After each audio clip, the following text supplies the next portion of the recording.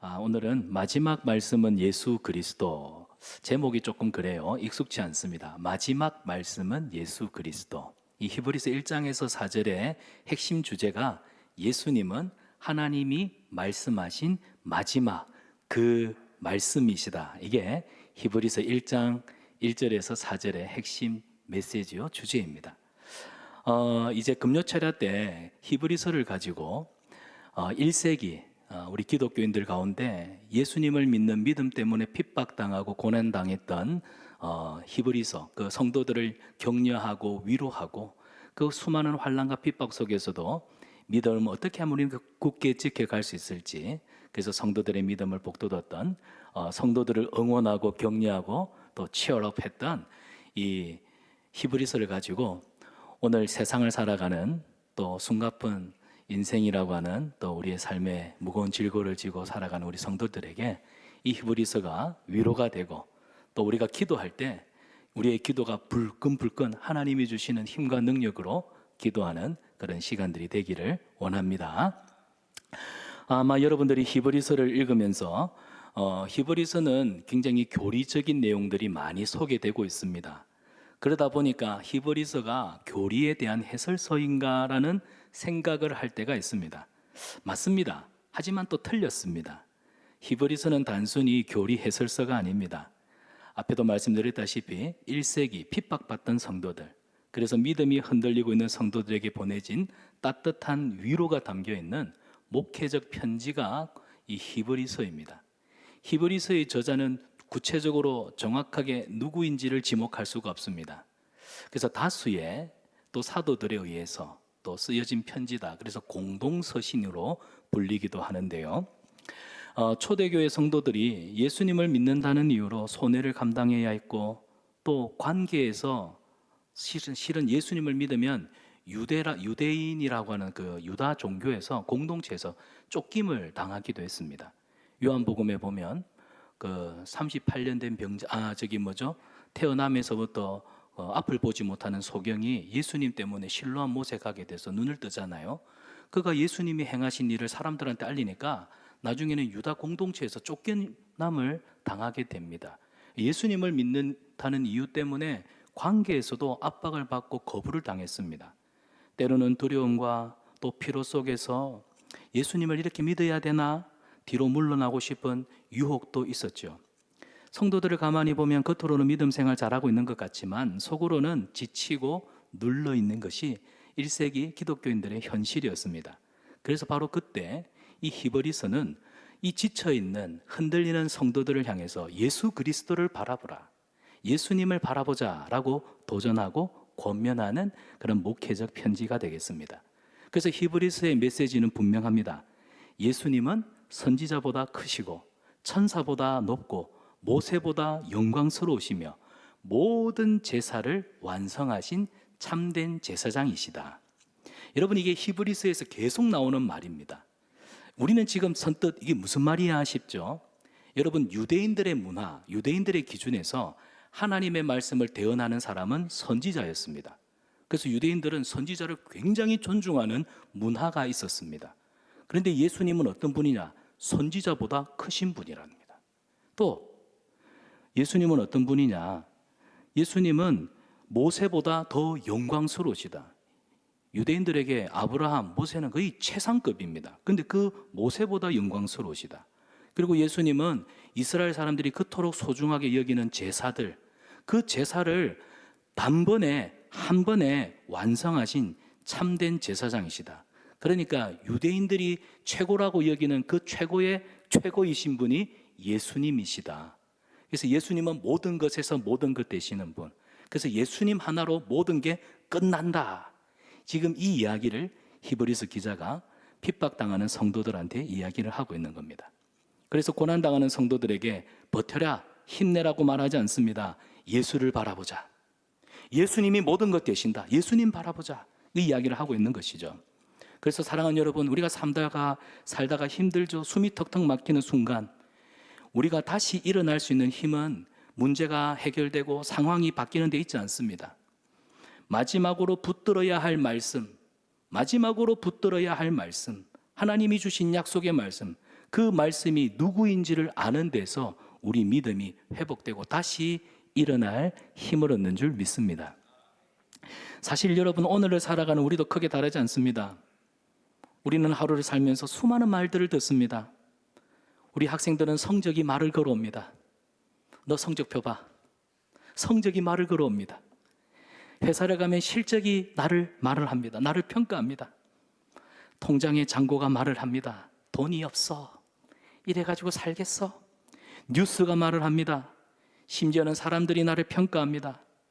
몸이 아프면 병원의 진단서가 내게 말을 합니다. 나이가 들면 노후가 말을 하고요. 자녀를 키우다 보면 미래에 대한 불안한 말들이 내 안에서 끊임없이 일어납니다.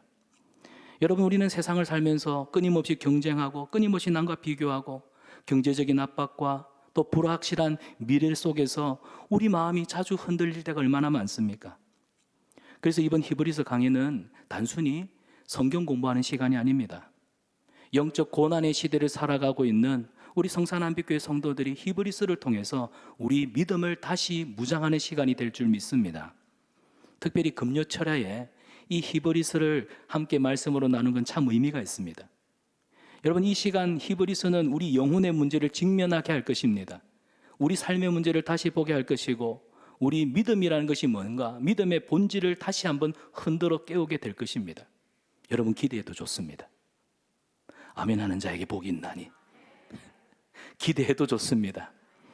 그래서 막연한 위로, 힘내세요, 당신 잘하고 있어요, 이런 막연한 위로 말고 예수님을 통해 주신 마지막 말씀. 여러분, 예수님은 하나님이 우리에게 주신 마지막 계시입니다. 마지막 말씀, 예수 그리스도. 그래서 예수 그리스도를 다시 붙드는 뜨거운 이 기도 제목으로 히브리서는 우리를 이끌어 갈 것입니다. 그래서 여러분, 이 히브리서 말씀을 붙들고 기도할 때 여러분, 우리의 삶에 닫혀있는 문들이 열리고 갑갑했던 우리의 삶의 환경들이 여러분 여전히 변하지 않을지라도 믿음의 눈으로 여러분 기뻐하고 고난조차도 당황하지 않고, 아, 하나님의 보이지 않는 섭리의 손이 있어 유연하게 뛰어넘을 수 있는, 유연하게 대처할 수 있는 다윗과 같은 영성을 가진 그런 저와 여러분이 되실 줄 믿습니다. 오늘 히브리서는 우리에게 말을 합니다. 하나님이 우리에게 말씀하십니다. 그 말씀의 마지막, 하나님의 마지막 말씀은 바로 예수 그리스도이십니다. 오늘 히브리서 이제 대장정을 한번 시작해 보기를 원합니다. 무엇이 거창하죠? 금요철에는 좀 이래야 하지 않아요? 이래야 안 되겠나 싶습니다. 자, 첫 번째입니다. 마지막 말씀은 하나님이 아들 안에서 친히 하신 말씀입니다.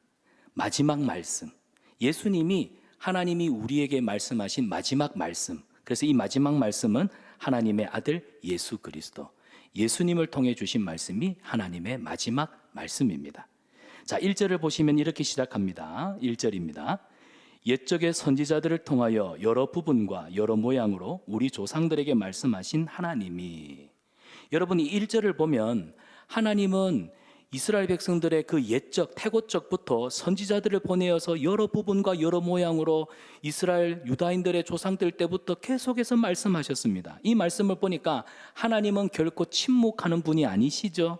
하나님은 말씀하시는 하나님이십니다. 받아봅시다. 말씀하시는 하나님. 그래서 성경에 보면 하나님은 그 사랑하는 자들에게 뭐 주신다고요? 말씀을 주세요. 하나님은 그 사랑하는 자들에게 말씀하시는 분이십니다. 창세기를 보십시오. 말씀으로 천지를 창조하신 하나님. 아브라함도 하나님이 말씀으로 부르십니다. 모세에게 율법을 주실 때에도 말씀하셨습니다. 선지자들을 통하여 회개를 선포하고 새 시대에 대한 희망과 소망을 선포하실 때에도 말씀하셨던 하나님이십니다. 그래서 이스라엘 역사를 보면 하나님께서 말씀을 하신 역사입니다. 드바림, 하나님의 말씀들. 그래서 하나님이 어떻게 우리에게 말씀하셨는가가 결국 이스라엘의 역사고 오늘 이 시대를 살아가는 저와 여러분 우리의 역사라는 사실입니다. 그런데 1절을 보니까 그런 구절이 있죠. 여러 부분과 여러 모양으로. 자, 여러 부분과 여러 모양으로. 이게 뭐냐면은 하나님의 말씀이 뭐가 틀렸다, 뭐가 이게 뭔가 얼기설기 짜여 있는 그런 옷감 같다, 그런 뜻이 아니고요. 하나님이 말씀을 그 시대, 그 사람들에게 조각조각 나누어 주셨다는 겁니다. 좀 더 쉽게 말씀을 드리면 모세 시대에는 하나님이 율법으로, 그리고 또 어떤 때는 선지자들을 통하여 예언의 말씀으로, 또 어떤 때에는 사람과 사건을 통해서, 그리고 어떤 때는 제사나 절기와 같은 제도를 통해서 하나님이 그 시대의 사람들에게, 하나님이 사랑하시는 자들에게 그에 합당한 말씀들을 주셨다는 사실입니다. 여러분, 비유를 들자면 해가 뜨기 전에 동쪽 그 산을 보면은, 우리는 바다가 아니고 산입니다. 동쪽역에 해가 뜰 때 보면은 이제 해가 이게 뜰 때 이 동쪽 산이 이게 밝아오는 것을 보게 되지요. 하늘이 조금씩 밝아지는 것과 같습니다.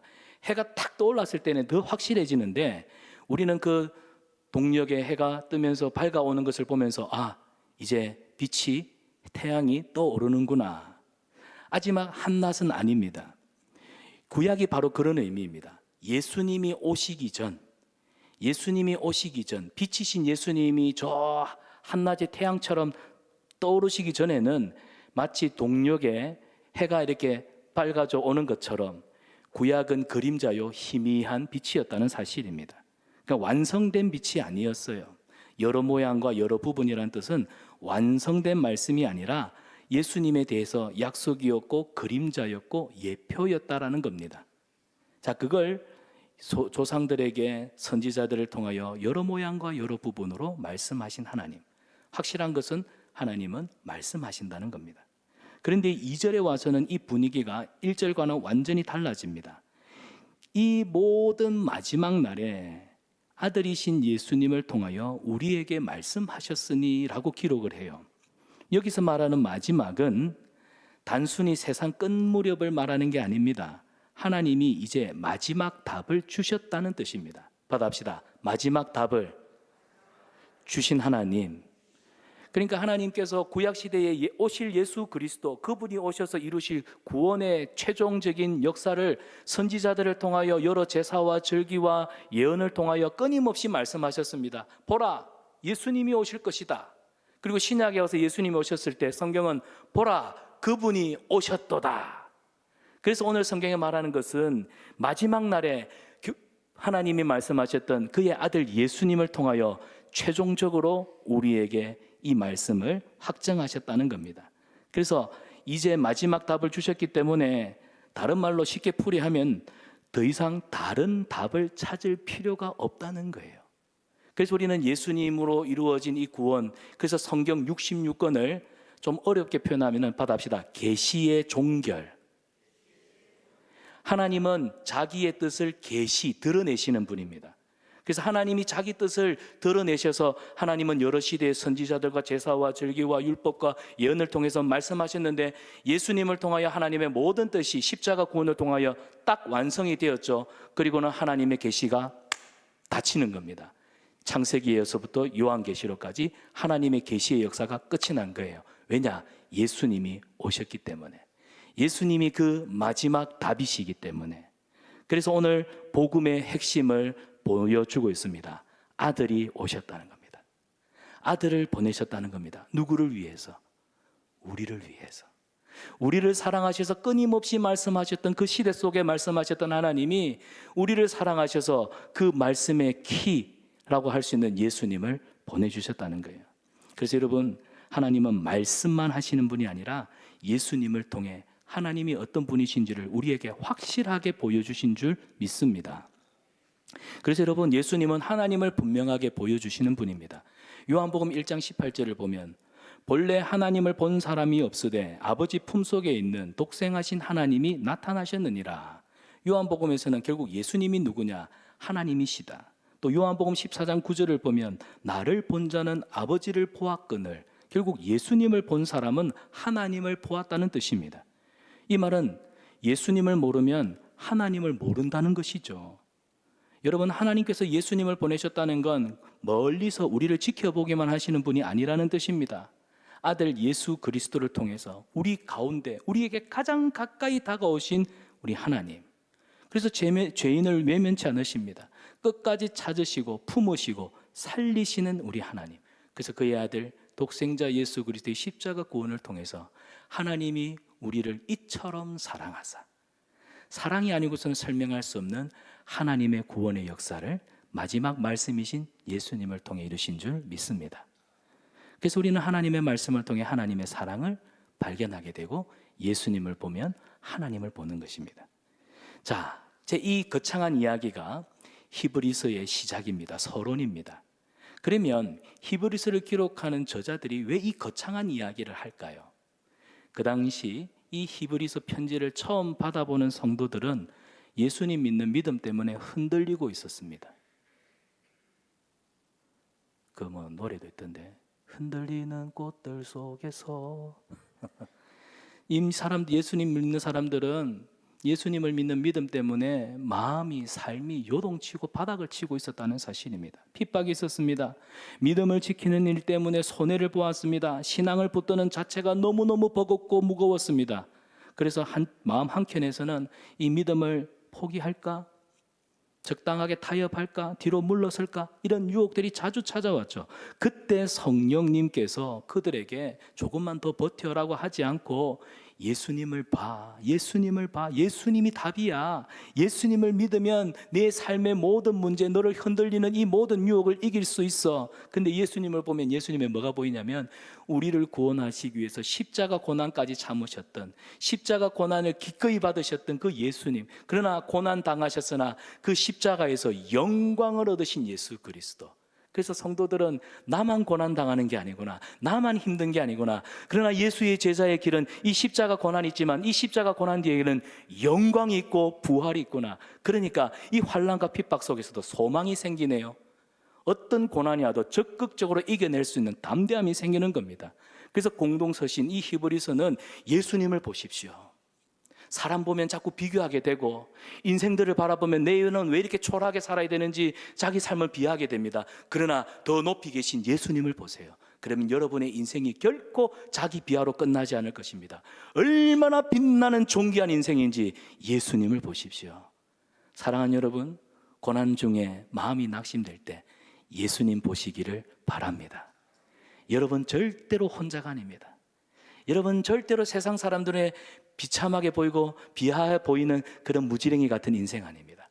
가장 존귀하고 하나님이 가장 아끼시고 사랑하시는, 생명 바쳐 구원하신 하나님이 사랑하신 바로 그 사람, 바로 여러분입니다. 삶의 고난이 온다 할지라도 슬퍼하거나 낙심하지 마세요. 예수님 보며 승리하는 저와 여러분 되기를 축원합니다. 그래서 믿음은, 이 히브리서 기자는 고난당하고 있는 성도들에게 참된 믿음을 일깨워주고 싶은 거예요. 그래서 믿음이 뭐냐? 내 결심, 뭔가 마인드 컨트롤이 아니라 믿음은 하나님이 약속하셨지 않느냐. 구약에서부터 지금까지 말씀하신 그 말씀이 누구냐? 예수님이다, 예수님. 그래서 요한복음 1장에 태초에 말씀이 계시니라, 그 말씀이신 하나님이 끊임없이 말씀하셨는데 그 말씀이 곧 하나님이신데 12절에 말씀이 육신이 되어 우리 가운데 오셨다. 그분이 예수님이다. 그 예수님을 바라보니까 은혜와 영광이, 기쁨이 충만하더라. 아멘입니까? 그래서 예수님을 바라보는 것이 진짜 믿음입니다. 옆 사람에게 이렇게 축복합시다. 예수님을 바라봅시다. 여러분, 예수님을 바라보는 참된 믿음의 백성들 되기를 축원합니다. 오늘 우리에게 적용해 보겠습니다. 우리도 다르지 않습니다. 1세기 기독교인들과 똑같은 삶을 우리도 살아가고 있습니다. 세상은 끊임없이 우리에게 다른 말을 쏟아내죠. 우리를 유혹합니다. 우리를 미혹하여 넘어뜨리려고 합니다. 더 가져라, 더 올라가라, 남보다 뒤처지면 끝이다, 한 번 무너지면 두 번은 없다. 이런 말들이 우리를 얼마나 마구마구 흔들어 놓는지 모릅니다. 그런데 복음은 달라요. 복음은 달라요. 하나님이 마지막으로 하신 말씀은 이 세상 사람들이 말하는 성취, 성공, 성적표가 아니라는 거예요. 사람들이 너를 어떻게 평가하는 말도 아니라는 겁니다. 내 실패의 기록이 아닙니다. 성경은 뭐라고 말하죠? 너는 예수 그리스도. 너는 예수 그리스도. 여러분, 그래서 성도는 세상이 유혹하는 수많은 말들, 우리를 미혹하고 넘어뜨리는 수많은 말들에 마음을 빼앗기면 안 돼요. 여러분, 힘들수록 하나님이 예수님을 통해 우리에게 주신 마지막 말씀이신 예수님 앞에 서야 합니다. 그래서 하나님은 이 마지막 시대에 그의 아들 예수님을 보내주셨어요. 더 이상 부분적인 말씀이 아닙니다. 예수님은 가장 확실한 하나님의 응답입니다. 그래서 이 마지막 말씀이신 예수님을 붙드는 성도들은 흔들리는 세상 속에서도 결코 길을 잃지 않을 줄 믿습니다. 오직 예수 그리스도, 오직 십자가 복음, 이거 붙들고 나아가는 저와 여러분 되시기를 축원합니다. 자, 두 번째는 마지막 말씀은 지금도 만물을 붙드시고 역사하시는, 역사를 이끄시는 하나님 말씀이다. 이게 무슨 뜻이냐면 본문은 지금 예수님이 누구신가를 우리에게 더 깊이 보여주는데요. 2절을 보겠습니다. 2절을 보면 이 아들을 만유의 상속자로 세우시고 또 그로 말미암아 모든 세계를 지으셨느니라. 여러분, 여기 중요한 사실이 있습니다. 자, 아들을 만유의 상속자로 세웠다. 또 그로 말미암아 모든 세계를 지었다. 이 의미는 예수님은 결국 이 세상 만물의 시작이고 동시에 만물의 마지막이 되신다는 거예요. 그래서 우리는 알파와 오메가, 예수님은 시작이고 끝이십니다. 모든 세계가 예수님으로 말미암아 시작됐고 결국 모든 것이 누구에게로 귀속될까요? 예수 그리스도, 우리 하나님께로 귀속이 될 것입니다. 결국 역사의 문을 여신 분도 예수 그리스도, 그리고 역사의 마지막을 완성하실 분도 예수 그리스도입니다. 여러분, 우리의 세상 역사는 그저 흘러가는 그저 그런 이야기가 아닙니다. 오늘 중동 땅에 일어나고 있는 전쟁, 그리고 저 북한에 또 많은 우리 북한 동포를 괴롭히고 있는 저 독재자, 우리가 볼 때는 불의가 난무하는 시대이고 의인의 그 피 맺힌 그 부르짖음을 하나님이 외면하시는 것처럼 보이는 그런 세상의 역사가 어제와 오늘 끊임없이 반복되어 흘러가는 것 같지만 결코 그렇지 않습니다. 역사의 시작과 끝은 주님 손에 있습니다. 성경은 예수님 중심으로 이 세상 역사가 흘러가고 있습니다. 그래서 His story, 역사는 그분의 이야기라는 뜻입니다. 여러분, 이 말은 우리 삶도 우연히 결코 굴러가지 않는다는 뜻이에요. 예수님이 역사의 중심이다, 이 말은 저와 여러분 우리의 삶도 그냥 우연히는 없다는 뜻입니다. 여러분, 어느 가수가 알고 그랬는지 모르고 그랬는지 우리 만남은 우연이 아니야. 맞습니다. 이건 신앙 고백입니다. 받아봅시다. 내 인생은 절대 우연일 수 없다. 여러분, 우리의 모든 삶의 순간순간을 지켜보시는 하나님, 그래서 우리의 삶의 모든 순간은 하나님의 필연적인 역사 속에 이루어지고 있음을 믿으시기를 바랍니다. 우리는 살아가다가 자기 인생이 흩어진 퍼즐 조각처럼 느껴질 때가 많죠. 나는 왜 이런 가정에서 태어났어? 나는 왜 이런 문제를 만나야 해? 왜 이렇게 오래 기다려야 하지? 왜 이런 시련이 나만 주어지는 거야? 왜 내 삶에는 이해할 수 없는 이런 문제들이 왜 이리 많지? 도무지 알 수 없는 삶의 숙제들. 그때 우리 인생에 그저 수많은 70억 넘는 인구 중에 사람들 중에 한 사람, 그냥 우연처럼 아무 뜻없이 흘러가는 그런 인생처럼 느껴질 때, 그러나 성경은 뭐라고 말하냐면 그런 생각을 하고 있는 1세기 핍박받던 성도들도 그런 마음일 때 성경은 뭐라고 말하냐면 세상은 무작위로 우연히 질서 없이 흘러가는 게 아니라는 겁니다. 저와 여러분 우리의 인생도 함부로 흘러가지 않는다고 말하고 있어요. 왜요? 예수님이 역사의 중심이기 때문입니다. 골로새서 1장 16절에서 17절을 보면 만물이 그에게서 창조되되 그 안에 함께 섰느니라. 예수님 안에서 창조되었는데 예수님 안에 함께 서 있다고 합니다. 무슨 말이냐? 보이지 않아도, 우리 하나님이 보이지 않고 만져지지 않아도 주님은 살아계신다는 거예요. 우리 삶이 흔들리고 우리 삶이 내려는 넘어지고 자빠져도 우리를 붙드시는 하나님의 강한 손이 우리를 붙들고 있다는 사실입니다. 그래서 성도는 주님의 손이 우리를 붙들고 있음을 믿는 사람들이에요. 아멘입니까? 3절을 보십시오. 3절은 더 놀랍습니다. 이는 하나님의 영광의 광채시요 그 본체의 형상이시라. 여러분, 여기 광채라는 말은 그 자체가 그냥 빛이라는 뜻입니다. 태양을 보십시오. 태양은 그냥 이글거리는 그 빛, 열 덩어리입니다. 예수님은 하나님을 조금 닮은 분이 아니라 하나님의 영광 그 자체를 드러내시는 분이라는 거예요.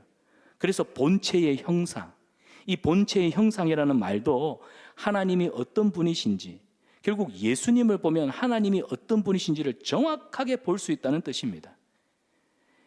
예수님은요, 하나님이 대충 이렇게 생기셨겠구나, 하나님이 대충 이렇게 우리를 사랑하시겠구나 짐작하게 하는 분이 아니라 예수님은 하나님을 확실하게 보여주시는 분입니다. 그래서 예수님을 보면 하나님이 보입니다. 예수님의 사랑을 보면 하나님의 사랑이 보이고, 예수님의 긍휼을 보면 하나님의 긍휼하심이 보입니다. 예수님의 십자가를 보면 죄인을 향한 우리 하나님의 마음이 보이는 줄 믿습니다. 여러분, 예수님은 하나님을 설명하는 분이 아니라 하나님을 보여주시는 하나님 그 자체이십니다. 그리고 이어서 본문 3절을 보면 그의 능력의 말씀으로 만물을 붙드시며, 여기서 붙드신다는 말, 떨어지지 않게 겨우 들고 있다 그런 뜻이 아니고요, 지키신다, 유지하신다, 절대 무너지지 않게 붙드신다. 그래서 마침내 우리를 하나님의 뜻, 하나님의 영광스러운 자리까지 우리를 이끌어 가시는 분, 이게 붙드신다는 겁니다. 이걸 우리는 섭리라고 해요. 사랑하는 여러분, 우리 하나님은 절대로 우리를 버리지 않으십니다. 우리 하나님은 단 한 번도 우리를 놓치신 적이 없습니다. 우리는 살다가 피곤하고, 우리 삶이 공고하고, 우리 삶이 외롭고, 때로는 하나님 앞에 원망스러워서 그 실망감에 우리가 잠시 주님의 손을 놓을 수는 있어도 하나님은 단 한 번도 여러분의 손을 놓치지 않았음을 믿으시기를 바랍니다. 우리 하나님은요, 만물하니까 그저 단순히 해와 달, 만물만 붙드시는 게 아니라 여러분, 역사를 붙드십니다. 우리 성산 한빛교회를 붙드십니다. 오늘 우리의 인생을 붙드시고, 여러분의 자녀들을 붙드시고, 여러분의 생업과 여러분의 가정을 붙드시는 줄 믿습니다. 그래서 우리가 살아가는 세상이 아무리 불안정해 보이고, 경제가 흔들리고, 직장이 흔들리고, 여러분의 건강이 무너지고, 마음이 송두리째 빼앗기고 흔들려도 성도는요, 다르게 봅니다. 성도는 이 환경들을 다르게 봅니다. 왜냐? 만물을 붙드시는, 우리를 끝까지 붙드시고 계시는 예수님을 보기 때문에. 그래서 믿음이라고 하는 건 결국 우리가 외면하고 싶은 현실을 지우는 지우개가 아니라 현실보다 더 크신 하나님을 보는, 예수님을 보는 눈이 진짜 믿음인 거예요. 그래서 다윗 보십시오. 골리앗이 자기 등치 믿고 자기 싸움 잘하는 거 믿고 이 만군의 하나님 여호와를 모욕할 때 다윗은 골리앗을 본 것이 아니라 골리앗 넘어 계시는 하나님을 본 거예요. 그래서 나는 만유의 주제이신 하나님의 이름으로 내게 달려간다. 여기에 이것이 믿음입니다. 오늘 히브리서는 이 거창한 서론을 통해서 이 예수님, 능력의 하나님을 바라보십시오. 여러분의 소망, 여러분의 기도, 여러분의 기대함은 결코 헛되지 아니합니다.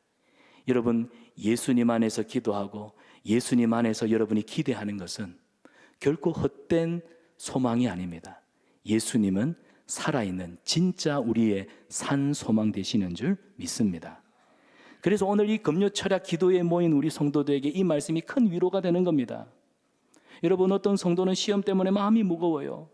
어떤 성도는 자녀들의 진학과 또 직장 문제, 결혼 문제 때문에 잠을 못 이룹니다. 어떤 성도는 회사의 진급 문제, 또 성과, 또 경쟁 때문에 지쳐 있습니다. 또 어떤 성도는 가족 부양과 생활비 때문에 한숨이 푹푹 나오죠. 요즘 20대, 30대도 걱정한다는 노후 문제. 요즘 노후 문제는 50대, 60대 문제가 아니더라고요. 20대도 지금 노후 문제로 걱정합니다. 왜? 취업이 잘 안 되니까. 어떤 성도는 노후와 건강의 문제로 자꾸 마음이 움츠려드네요.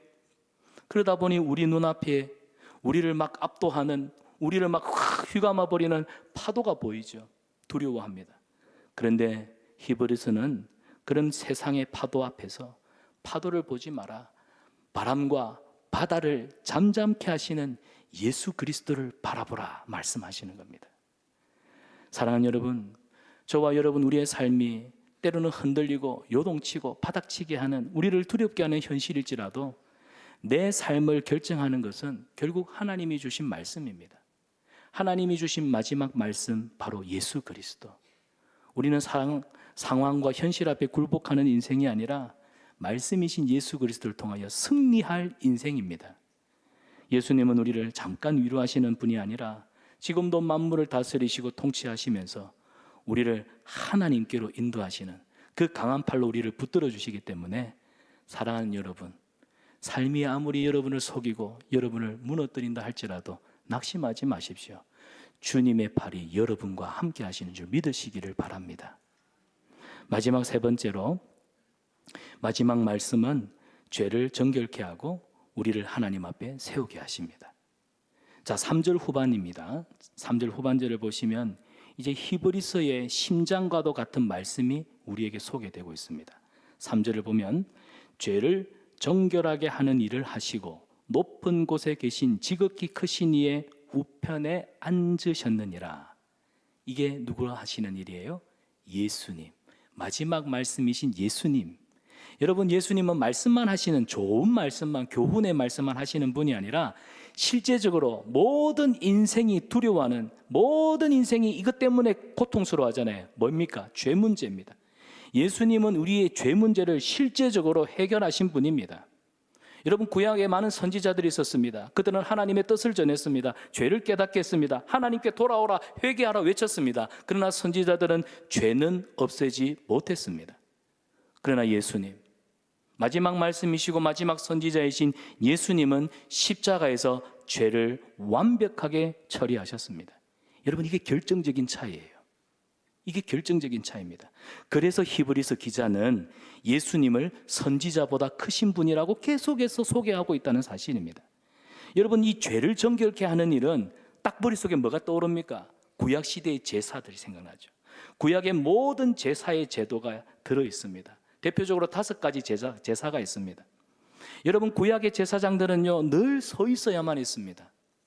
왜냐하면 백성들이 끊임없이 죄를 짓거든요. 이 사람 이 사람 죄 대신 처리하고 나면 또 저 사람이 쪼로록 갖고 제가 죄를 지었습니다. 그럼 저 사람 문제 해결해 주고, 또 이거 해주면 또 저기서 오고 여기서 오고. 그러니까 제사장들은 앉아 있을 수가 없었습니다. 그러다 보니 제사도 끊임없이 반복되었죠. 어제 드린 제사로 오늘의 죄가 끝나지 않았기 때문입니다. 여러분, 그래서 구약의 제사장들은 매일 서서 같은 제사를 끊임없이 드려야 했습니다.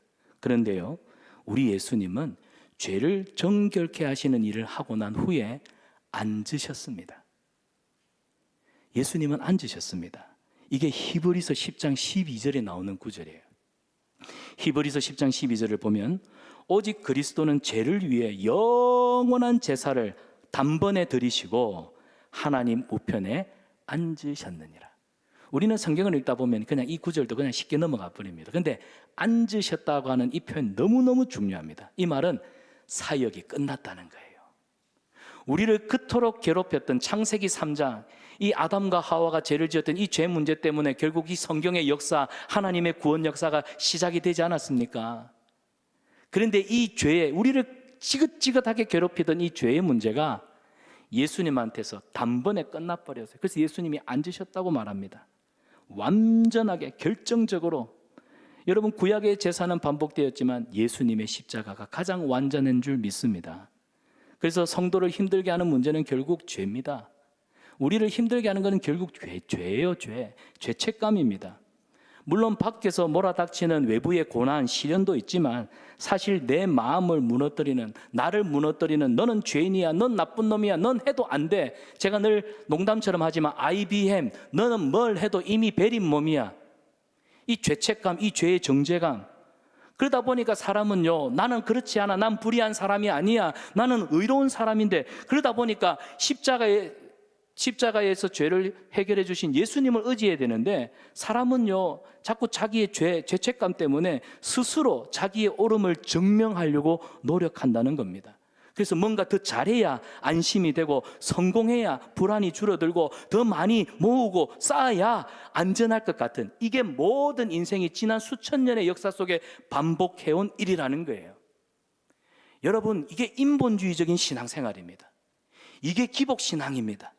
내가 뭔가 열심히 해야 신이 감동해서 복을 준다. 그러니까 끊임없이 네가 노력해야 된다, 열심히 살아야 된다, 착하게 살아야 된다.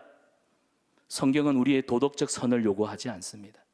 윤리적인 깨끗한 삶을 요구하지도 않습니다. 성경은 하나님이 우리에게 공짜로 주신 선물, 믿음. 그 믿음으로 십자가 앞에 나아오기를 원하십니다. 사랑하는 여러분, 나를 살리는 것은 내 열심이 아니에요. 받아봅시다. 예수님이 이미 이루신 구원이다. 여러분, 나를 살리는 것은 내 열심이 아니라 이미 십자가에서 이루신 예수님의 구원, 그걸 믿음으로 믿습니다. 아멘. 받아들이는 거예요. 이 구원은 선물로 주셨습니다. 선물로 주셨기 때문에 여러분 누리십시오. 선물을 받아들고도 그런 사람이 있다 했잖아요. 어떤 할머니가, 시골의 할머니가 무거운 짐을 머리에 이고 가는데 저기 외국 선교사님이 지나가다가 아이고 할머니 그 무거운 짐을 들고 가니 얼마나 힘드십니까? 제 차를 좀 타고 가세요. 해가 차를 태웠어요. 근데 보니까 할머니가 낑낑대요. 왜 그런가 싶어 뒤를 돌아봤더니 아이 그 차에 탔는데 무거운 짐을 머리에 그대로 이고 있는 거예요. 그랬더니 이 외국인 선교사가 그럽니다. 아이고 할머니 이 차에 탔으면 무거운 짐도 차에 내려놓지 그걸 왜 이고 계십니까? 할머니 하시는 말씀, 아이고 내가 차를 공짜로 탄 것도 미안한데 이 무거운 짐까지 맡길 수 있나? 여러분, 이게 너무나 적절한 비유라고 생각해요. 우리가 하나님께로 받은 구원은 우리의 공로 없습니다. 그저 하나님의 은혜입니다. 여러분 누리세요. 오늘 예배 시간에 찬양하고 기도하고 그리고 하는 공동체가 함께 모여 예배하는 이 시간들을 누리십시오. 여러분, 이것이 우리가 앞으로 천국에 가면 누리게 될 천국의 모델입니다. 모델. 누리셔야 돼요. 여러분, 오늘 성경에 예수님이 우편에 앉으셨다고 말해요. 앉았다는 말은 뭐예요? 받아봅시다. 쉬고 계신다. 여러분, 우리가 앞으로 천국 가면 누리게 될 우리의 모습입니다. 우리에게 예수님은 수고하고 무거운 짐진 자들아. 우리 예수님은 우리가 이 땅에서 얼마나 수고하고 눈물 흘리고 땀 흘려 고생하는지를 알고 계십니다. 수고하고 무거운 짐진 자들아 다 내게로 오라. 내 멍에는 가볍다. 내 멍에 아래서 쉬어라. 우리의 영원한 대제사장이신 예수님이 우리 죄를 단번에 십자가에서 해결하시고 우리에게 힘을 주셨습니다. 그래서 여러분, 신앙생활은요, 내가 뭔가를 열심히 노력해서 하나님 앞에 착하다, 충성되다 칭찬받지 마시고 그저 내게 주신 믿음, 그 은혜, 그 사랑 감사해서 여러분 이제는 내가 받은 사랑, 그 은혜를 생각하면서 구원의 이걸 뭐라고 표현해야 될까요? 받은 구원을 이루어가는 삶. 여러분, 쉬고 계신다는 말, 그리고 왕의 자리에 오르셨다는 뜻입니다. 여러분, 예수님은 앉으셔서 왕이 되셔서 우리를 다스리고 통치하십니다. 그래서 예수님의 구원은 그 백성들에게 이제 위엄과 통치력으로 나타나고 있다는 거예요. 그래서 우리 성도들의 기도는 두려움에 사는 기도가 아니라 우리의 왕이 되시는, 우리를 통치하시는 예수님의 은혜의 보좌 앞으로 나아가는 시간입니다. 그래서 히브리서 4장 16절에 은혜의 보좌 앞으로 담대히 나아가자. 왜 담대히 나아갑니까? 내가 잘해서가 아니라 마지막 말씀이신 예수님이 그 길을 활짝 열어두셨기 때문에. 사랑하는 여러분, 오늘 우리를 무너뜨리는 것들은 결국 우리 마음에 있는 것들입니다. 우리 마음 깊은 곳에서 끊임없이 들려오는 다른 소리들이 있어요. 스스로 나는 안 돼, 나는 부족해, 나는 또 넘어졌어, 나는 이미 늦었어, 해도 안 돼. 이런 정죄의 소리가 어느 순간에 우리에게 너무나 상식적이고 너무나 합당한 말처럼 들려와요. 그러다 보니 무너져 있어요. 안다고 말하면서 더 이상 십자가 은혜 앞으로 나아가지 않고 있는 우리의 모습. 분명 구원은 받았는데 예배에 뜨거움이 없습니다. 찬양의 기쁨을 잃어버렸습니다. 기도의 열정이 사라져버렸습니다. 구원에 대해서 알고 있는 것 같은데, 그러나 예수님의 복음과는 전혀 다른 내 마음속에서 넌 안 돼, 넌 틀렸어, 너 맨날 실패하잖아, 넌 똑같은 죄 또 짓잖아. 우리를 무너지게 하는 이 이상한 소리에 여러분 귀를 기울이지 마십시오. 그런 소리가 들려올 때마다 핍박받는 그리스도인들이 이런 소리 때문에 타협하고 죄 앞에 또 믿음을 포기하고 싶은 그 순간에 오늘 히브리서 기자들은 예수님 보라고 합니다. 예수님 바라보라고 합니다. 예수님은 우리 죄를 씻었습니다. 우리 구원을 이루셨습니다. 하나님 우편에 앉아 계십니다. 지금도 우리를 거룩하게 하십니다. 그러므로 회개는 우리를 절망에 떨어뜨리는 것이 아니라 이미 완성된 구원으로 우리를 돌이키게 하는 하나님의 은혜입니다. 사랑하는 여러분, 이미 우리에게 이루신 구원, 예수 그리스도 안에서 이미 우리에게 이루어 주신 구원, 예수 그리스도 안에서 다시 바르게 세우고 힘들었던 또 흔들렸던 이 세상의 삶 때문에 무너졌던 우리 마음이 오늘 이 저녁 기도함으로 예수님 손에 내 마음, 내 삶, 나의 모든 무거운 짐들을 주님께 맡겨드리는, 그래서 주님의 쉼과 위로하심과 회복시키시는 은혜가 오늘 이 자리에 함께 우리 모두에게 넘치기를 주님의 이름으로 축원합니다.